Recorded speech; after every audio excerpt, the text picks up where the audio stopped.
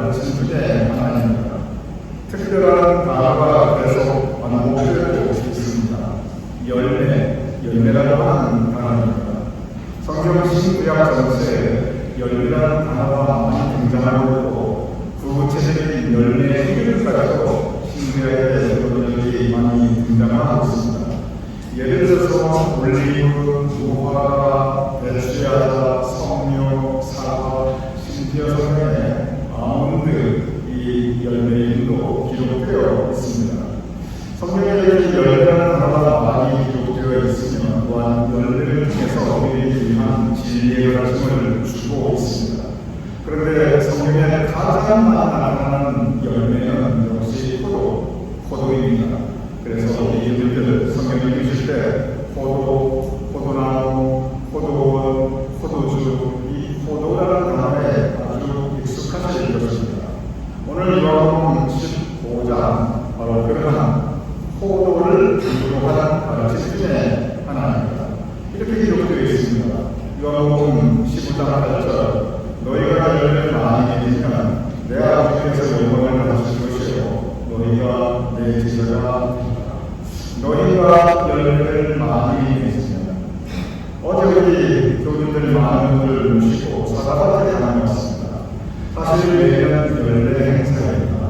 우리가 2023년, 2024년 그리고 금년 모두 같은 사과밭을 갖고 그 전년도 다른 사과밭을 매년 다니고 있습니다. 그런데 사과밭에 가면 우리 교주들이 가장 좋아하는 사과나무 섹션이 있습니다. 그게 바로 후지 사과나무 섹션입니다. 그래서 저희가 과수를 하는데 그 후지가 우리가 특별한 관심이 있는데 언제가 좋은지 늘 확인을 합니다. 제가 힘을 모았습니다. 제작은 2023년 10월 21일에 바로 요금에도 사과밭에 가서 사과를 넣었습니다. 그리고 작년에는 10월 첫 토요일이었어요. 그러니 2년 전에는 무려 10월 셋째 토요일이었고 작년에는 10월 첫 토요일이었습니다. 그런데 제 이번에 가신 분들 기억할 수 있습니다. 제작은 그렇고 작년도 그렇고 그냥 사과나무마다 사과가 주렁주렁 열렸고 후지나무에 얼마나 사과가 향수를 열렸는지 마음껏 후지 사과 얼마나도 올라가셨습니다.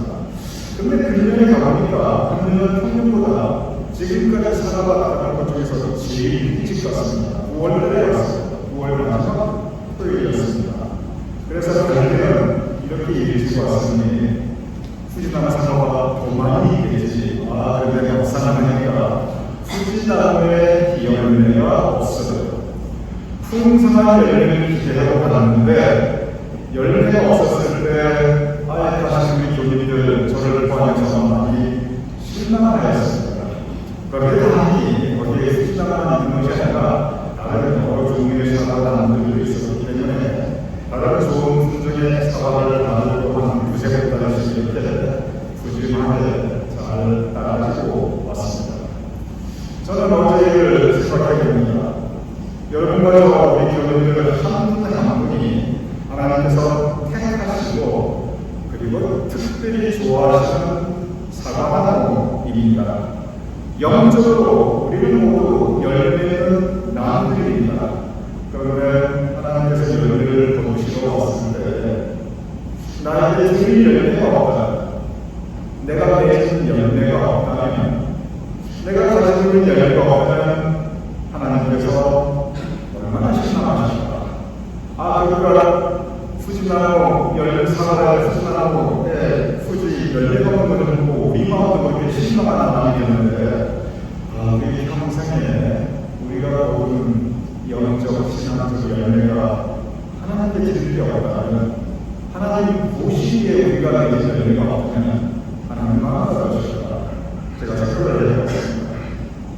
오늘 성경은 하나님께서 우리에게 원하시는 신앙적 믿음의 열매가 있다는 것을 말씀하고 있습니다. 오늘 그 말씀 분명히 우리에게 열매를 맺으라고 했는데 그러면 우리는 구체적으로 무슨 열매를 맺어야만 합니까? 사과, 포도, 올리브, 배추야자, 무화과, 석류 이러한 열매는 나무들이 맺는 열매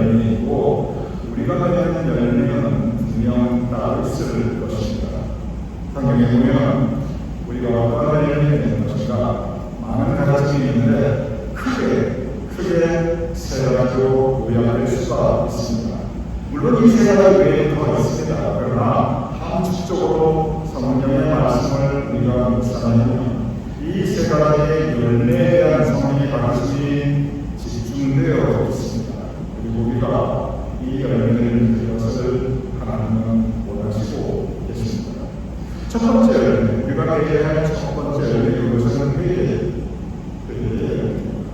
마태복음 3장 1절에 이렇게 기록되어 있습니다.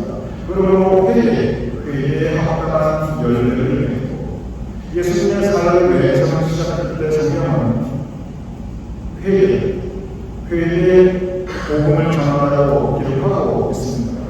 성경에 회개의 가르침이 곳곳에 있고 또 회개하는 신앙적 인물들의 모습이 곳에 기록되어 있습니다. 여러분이 잘 아시는 예수님의 탕자의 비유, 그리고 예수님의 수제자 베드로, 성경에 수많은 사람들의 회개하는 모습이 나타나 있습니다. 그런데 제가 여러분에게 회개하라 이렇게 외치면 아마 우리 분들 마음이 조금 어색함이 들 것입니다. 아니 내가 평생 예수 믿고 비록 믿음은 모자라고 할지라도 평생 예수 믿고 살아왔고 그래도 내가 한번처럼 예수님을 대놓고 떠난 적도 없고 베드로처럼 대놓고 예수님을 배신한 적도 없는데 그리고 내가 무슨 그렇게 죽을 죄를 지었다고 이렇게 정말 뜨겁게 회개를 해야 하는가 또 뭘 회개해야 하는가 조금 막막한 느낌이 들 수도 있습니다. 제가 개인적으로 사소한 일인데 아주 사소한 일인데 매일 하는 적이 있습니다. 습관적으로 그냥 매일 하게 돼요. 그게 뭐냐면 여러 가지 그냥 우리 교인들도 습관적으로 하는 여러 가지 일이 있어요. 저희 거의 빼놓고 매일 하는 일 중에 하나가 안경을 닦는 일입니다. 제가 안경을 아침에 눈 뜨자마자 잠들기 전까지 항상 쓰고 있습니다. 그러니 안경이 하루 이틀 지나면 이런저런 일로 더러워집니다. 먼지가 묻기도 하고 어떤 때 손가락 자국이 나기도 하고요. 어떤 때는 먹다가 음식이 튀기도 합니다. 어떤 때는 그래서 이 더러워지는 정도에 따라서 그냥 부드러운 손으로 살짝 닦아내기도 합니다. 제가 거의 매일 어떻게 안경을 하냐면 흐르는 물에 찬물에 이렇게 안경 내지를 앞뒤로 잘 씻어냅니다. 그냥 흐르는 물에 대기만 해도 돼요. 또 좀 기름이나 뭐 묻었을 때는 중성세제로 이렇게 살살 이렇게 씻어줍니다. 그리고 이제 마지막으로 부드러운 손으로 물기를 너무 세게 할 때 살짝 이렇게 문지르면서 물기를 닦아내고 말려냅니다. 그런데 이게 한번 잘 닦았다고 해서 그걸 끝나는 게 아니에요. 그 다음날 제가 안경을 꼭 닦았습니다. 오늘 저녁에 오늘 오후에 분명히 안경을 한번 또 닦아야 합니다. 내일도 닦을 것입니다. 제가 안경을 닦는다고 하는 것은 이것은 매일매일 새롭게 이루어지는 일입니다. 이게 뭐 제 인생에서 크게 엄청나게 중요한 일 절대 아니에요. 이게 뭐 시간이 엄청나게 되고 엄청난 결단이 필요하다 그런 건 아닙니다. 그냥 닦는 거예요. 비춰보고 조금이라도 뭐가 없으면 닦아야 됩니다. 그래야 잘 보입니다. 잘 보여야 마음도 깨끗합니다. 회개도 마찬가지입니다. 우리가 보통 회개하라 그러면 뭔가 엄청난 주제를 가지고 내 인생의 과거에서 또는 현재에서 어떤 분명한 사건을 가지고 올바라서 주여 성찬 크게 외치면서 울며 통성이 원하는 뜨거운 회개를 우리가 흔히 생각합니다. 물론 그럴 수도 있습니다. 그럴 필요가 있을 수도 있겠지요. 하지만 우리 믿는 사람들이 살아가면서 무슨 그렇게 큰 죽을 죄 엄청나게 큰 잘못을 뭐 그렇게 할 게 있습니까? 물론 그럴 수도 있겠지만 우리가 하게 될 회개의 주제는 그런 것들이 아니고 이 세상 험난한 세상에서 살아가니까 뭔가 매일 내 영혼에 묻게 됩니다. 이런저런 사람을 만나다 보니까 나도 모르게 그 영향을 내 마음이, 내 영혼이 받게 됩니다. 그래서 하루하루 나를 돌아보며 거울을 보며 내 인생을 바로잡듯이 그저 하나님의 그 말씀의 약속과 회개의 잔잔한 길을 통해서 내 삶의 모습을 돌아보고 묵상하고 마치 제가 안경을 하듯이 그렇게 내 영혼을 씻어내는 것, 그것이 회개입니다. 회개도 엄청난 결단이 필요한 게 아닙니다. 회개도 커다란 주제가 필요한 게 아니에요. 그냥 내가 내 모습을 돌아보며 성찰하며 말씀에 비추어보며 그리고 흐트러진 내 온 매무서와 그리고 내 마음가짐을 다시 단정하게 하는 것, 이것이 회개입니다.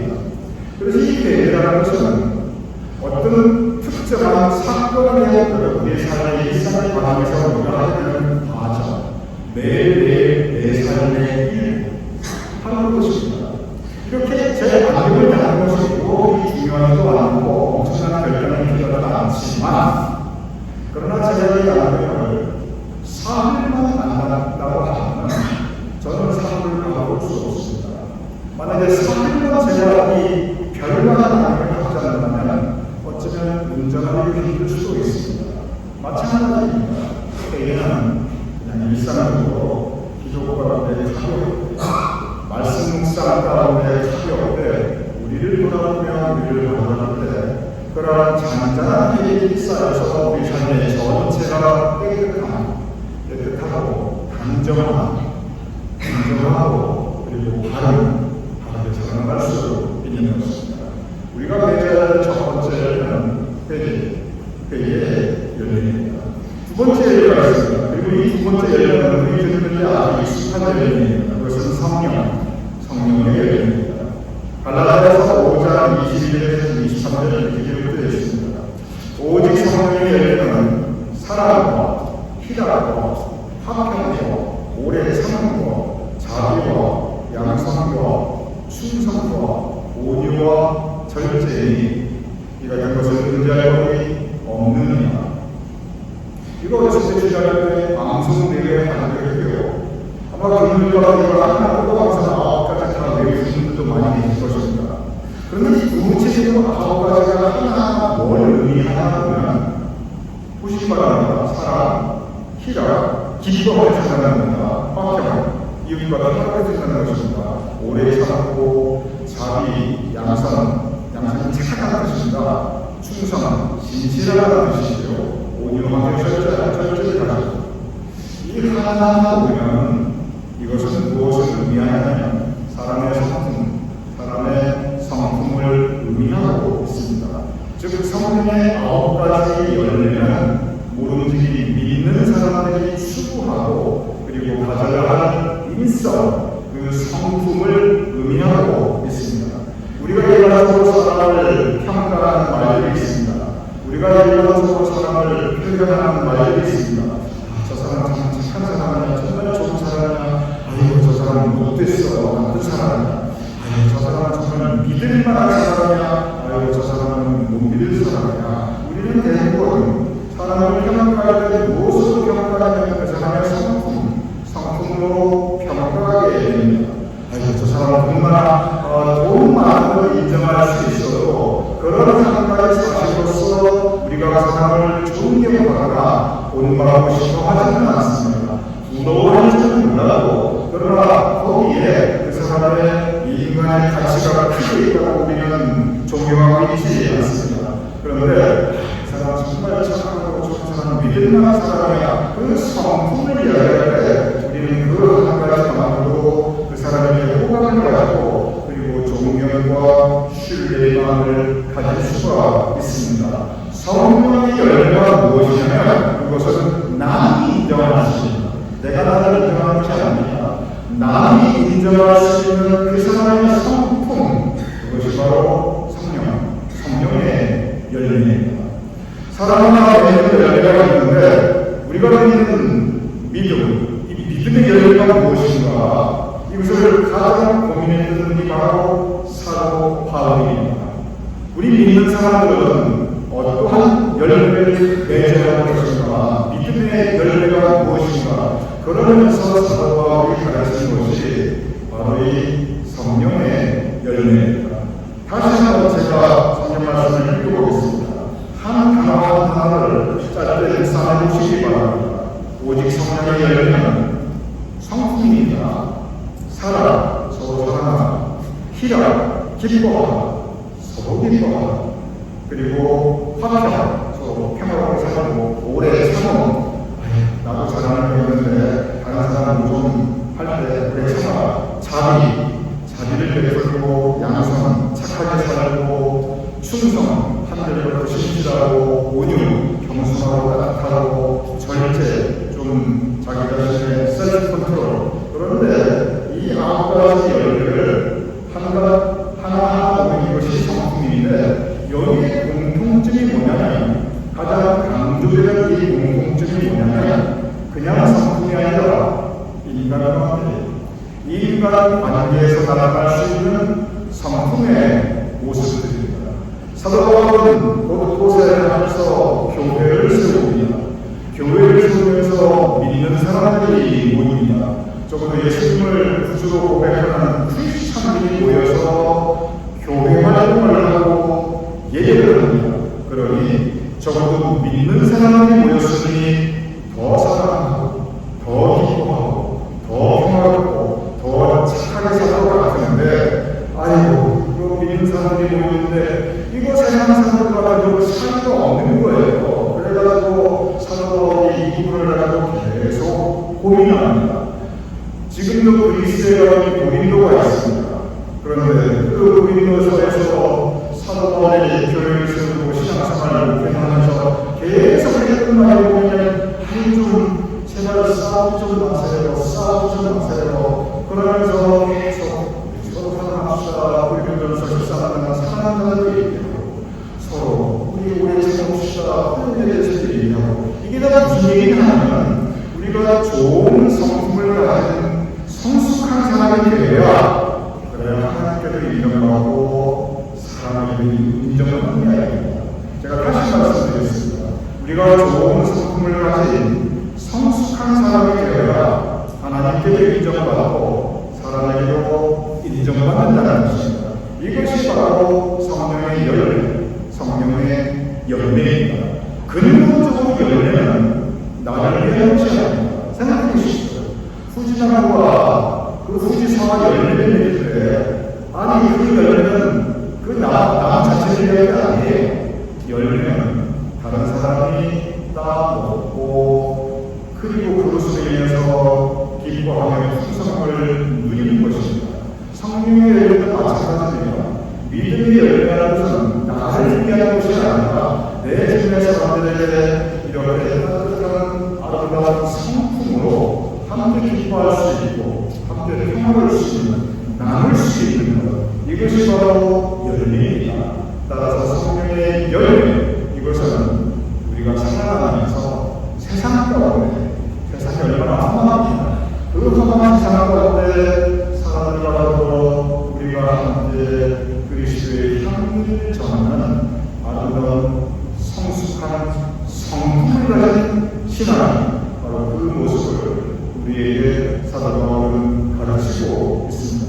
한번 생각해 보시기 바랍니다. 우리가 믿는 사람으로서 우리가 기도 열심히 하고 성경책 열심히 읽고 그리고 주의를 성수하고 내가 하나님과의 1대1의 관계에서 내가 믿음을 지키고 산다. 이 부분하고 내가 믿는 사람으로서 내 이웃과 서로 사랑하고 서로 평화롭게 그냥 망하는 사람도 내가 오래 참아주고 서로 착한 마음을 잃어버리잖아요. 사람은 누구나 착해요. 그런데 험하고 독한 일이 없다 보니까 악해지는 거죠. 그런데 험한 일이 독한 일이 없고 내가 착하게 온유하게 겸손하게 이렇게 주변 사람들과 이 아름다운 성숙한 성품을 가진 사람으로서 살아가는 것. 이 둘 가운데 어떤 것이 더 어려운 거라고 생각하십니까? 하나님과 나와의 일대의 신앙생활과 나와 내 이웃과의 이 수평적인 서로의 인간관계에서 덕을 세우는 생활하는 것과 어떤 것이 더 어려울 것인가. 우리가 깊이 생각하면 하나님과 나와의 일대의 관계보다 나와 이웃과의 수평적인 관계가 훨씬 더 어렵습니다.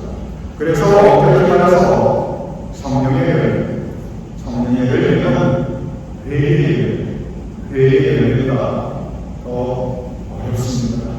그러나 성령의 열매는 회의의 열매가 더 풍성합니다.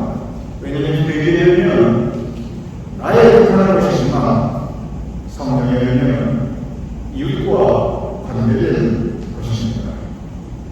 우리가 가게 될 열매, 첫 번째 회의의 열매입니다. 두 번째 성령의 열매입니다. 세 번째 열매가 있습니다. 그것은 빛의 열매입니다. 예수님께서도 우리가 빛되이 살아가라고 했어요. 사도 바울도 우리가 빛된 모습으로 살아가야 하고 설명했습니다. 그러면서 이야기하는 것이 빛의 열매입니다. 에베소서 5장 8절에서 9절 이렇게 기록되어 있습니다. 너희가 전에는 어둠이더니 이제는 주 안에서 빛이라. 사도 바울에게 너희는 빛이라. 예수님과 똑같이 말씀하셨습니다. 그러면서 무슨 말씀을 하셨냐면 빛의 자녀처럼 행하라. 빛의 열매는 우리 빛된 사람은 빛의 열매를 내야 하는데 그런데 사도 바울이 이번에는 세 가지를 얘기합니다. 모든 착한 것, 모든 의로움과 모든 진정함입니다. 제 생각에 이건 저희 예수님 주축입니다. 아이고 성령의 열매 9가지 얘기하니까 너무 많아서 이거 외우기도 힘들고 이거 헷갈리는 것 같아요. 그래서 사도 바울이 이 9가지를 세 가지로 줄게 아닌가 그런 생각이 듭니다. 왜냐하면 성령의 9가지 열매나 빛의 세 가지 열매나 중복되는 부분이 있습니다. 그래서 우리 분들 성령의 9가지가 너무 부담스럽게 느끼시면 빛의 열매 세 가지로 줄이셔도 무방합니다. 이 빛의 열매 세 가지의 사실은 성령의 열매 9가지가 다 들어가 있어가지고 과학이 아닙니다. 빛의 열매 세 가지가 뭐냐면 모든 착함, 모든 의로움, 그리고 모든 진실함입니다. 모든 착함 무슨 뜻입니까? 우리 예수 믿는 사람들 착하게 살자는 의미입니다. 착하게 살아가기 참 어려운 게 있습니다. 왜냐하면 착하게 살려면요 손해볼 일이 많아요. 그리고 착하게 살려면요 바보 취급당하는 경우도 있습니다. 착하게 사는 사람들을 이용해 먹는 게 요새 세상이 있어요. 그리고 착하게 살려면 사람들이 착하고 맹하고 놀려요. 그런데 사도 바울은 우리에게 모든 착하게 살아가라고 가르치고 있습니다. 우리가 살아가면서 많은 종류의 사람들을 만나게 됩니다. 그런데 사실 어떤 사람이 가장 편하고 같이 오래 그 관계가 유지되고 또 오랫동안 살고 싶습니다. 대부분 착한 사람을 원하게 됩니다. 세상에서도 아무리 세상이 험하고 그래도 참 스마트한 사람보다는 나이스한 사람들이 더 많이 인정받는 게 세상에서도 그렇습니다. 세상에서도 그러는데 하물며 오늘 사도 바울이 빛의 열매를 이야기하면서 착하게 살자. 세상이 악하지만 그래도 우리는 착하게 살자. 저는 이 말씀을 교훈이라고 생각하지 않습니다. 저는 이 말씀을 도전이라고 생각합니다. 왜냐하면 하기 쉬운 일이 아니기 때문에 그렇습니다. 열매는 게 쉬운 게 아니에요. 생물학적으로 한 단과 열매를 맺는다고 하는 것은 그 자신의 모든 걸 내어주는 것입니다. 그러니 한 단과 열매를 맺는 것도 그 자신의 모든 걸 내어주는데 우리 믿는 사람이 열매를 맺는 거 이거 절대 쉬운 게 아닙니다. 착하게 살자 말은 쉽지요. 이 이 세상 가운데 가족끼리 착하게 사는 것도 화목합니다. 가족끼리는 착해요. 세상에서 착하게 사는 것, 여기에 어려움이 있습니다. 그래서 빛이 뭡니까? 어둠을 밝히는 빛인데 착한 사람들이 있어야, 그리고 믿는 사람들이 착하게 살아야 이 어두운 세상이 이만큼 밝아지는 의미입니다. 그래서 이 말씀은 우리에게 커다란 영적 도전의 말씀입니다. 모든 의롭다는 뜻입니까? 바를 의자입니다. 바르게 살아간다는 뜻입니다. 그런데 착한 사람은 어차피 바르게 살아갑니다. 착한 사람이 바르게 살아가는 것을 본 적이 없어요. 그러니 이 모든 의로움은 모든 착함과 같이 가는 의미입니다. 모든 진실함, 착하고 바른 사람은 진실하게 살아갑니다. 그러니 이 모든 착함, 모든 의로움, 모든 진실함, 사실은 같은 의미입니다. 착한 사람이니까 의로움, 바르게 살아요.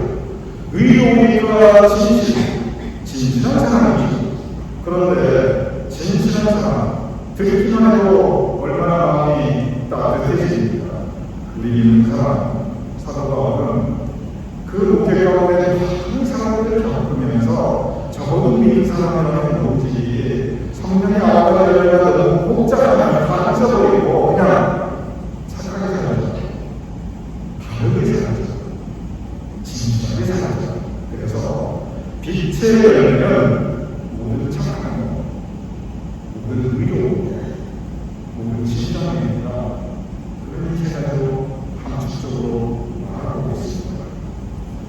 요한복음 오늘 보는 19장 8절에 이렇게 기록되어 있습니다. 너희가 열매를 많이 맺으면 내 아버지께서 영광을 받으실 것이고 너희가 내 제자가 되리라. 열매를 많이 맺는 것, 회개의 열매, 성령의 열매, 빛의 열매.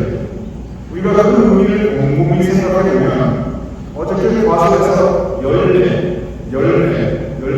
딱 달력이 있듯이 이렇게 일했어. 눈으로 볼 수 있고 측량할 수 있는 이러한 객관적인 것들을 만나. 왜냐하면 이 성경이 가르치는 열매라는 가르침을 깊이 곰곰이 생각하면 이것은 결과가 아니라 삶의 모습입니다. 후지산에 달린 후지사과는 결과입니다. 그런데 회개의 열매, 성령의 열매, 빛의 열매는 그것은 결과가 아니라 매일매일 우리가 살아가는 삶의 모습, 제가 내 안경을 닦아내듯이 우리가 우리 삶에서 실천해 나가는 과정, 그것이 바로 빛의 열매, 성령의 열매, 그리고 회개의 열매입니다. 이 세 가지 결과가 아니라 오소서 내가 이렇게 예정이 아니라 숫자로 상술적으로 측량될 수 있는 것이 아니라 하나님 앞에 내가 경험하고 매일매일 살아가는 이 삶의 모습, 이것이 바로 우리가 매일 하는 세 가지 열매, 회개의 열매, 성령의 열매, 빛의 열매입니다. 그리고 제가 우리 교회를 때 한 가지 분명히 여러분의 목사로서 장담합니다. 이 세 가지 열매, 회개의 열매, 성령의 열매, 빛의 열매를 맺으면 분명히 천국 갑니다. 이미 우리는 예수님을 그들이 영접하기 때문에 우리에게 이미 구원과 영생이 보장이 되어 있습니다. 왜냐하면 주님께서 약속이기 때문에. 그런데 구원을 선물로 받은 우리가 하나님께 돌려드릴 수 있는 열매가 바로 이 세 가지 열매입니다. 그래서 우리 자녀 가운데 구원받은 사람으로서 예수님의 제자로서 이 세 가지 열매를 매일 찾아요. 아주 커다란 생각하지 않고 조그마한 행동만 해도 괜찮으니까 작다라도 우리가 이 일을 맺어나가면 주님께서 우리 인생 전체를 기쁘게 받으시고 자기가 착하고 충성된 종아 우리에게 주님께서 약속하신 천국의 소망을 이루어질 것을 저는 믿습니다. 그러니 이 세 세가지를 매일매일 인정할 수 있는 풍성한 열매를 낼 수 있는 우리 삶의 과정에서 저희의 열심히를 주님으로 축원합니다.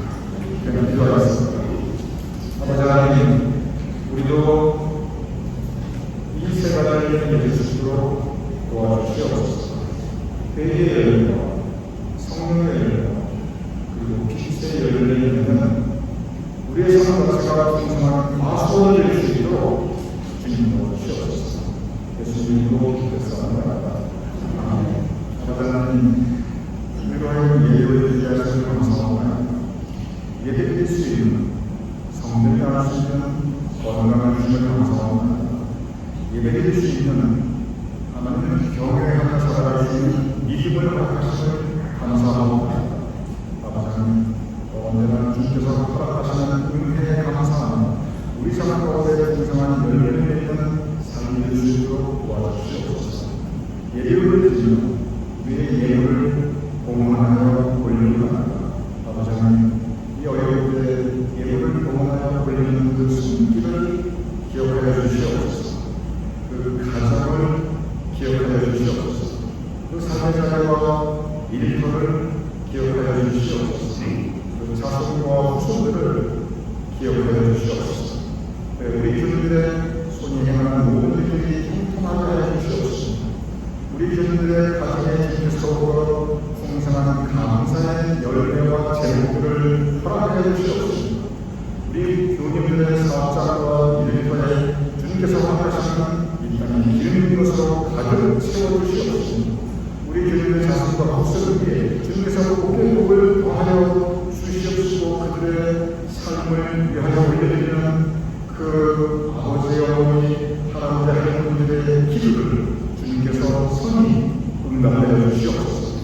이제는 우리 주 예수 그리스도의 그 은혜와 아버지 하나님의 끝장을 사랑하고 성령의 감동함과 역사를 하시니 이 시간 함께 저녁 예배를 드리는 우리 모두의 머리, 사람들의 가족들의 머리, 귀한 우리의 후손과 그리고 자손들의 머리, 주님께서 세워주신 우리 교회와 우리의 향한 모든 예배와 사역이 우리의 두분 자랑스러운 대한민국과 우리가 사랑하는 이 땅 미국과 온 세상 하나님의 백성들을 위해 특별히 고통받고 있는 어려움을 겪고 있는 죽음의 위기에 처해 있는 그 모든 영혼들을 위해 지금도 영원하게 함께 하실 것을 간절히 축원하옵나이다. 아멘.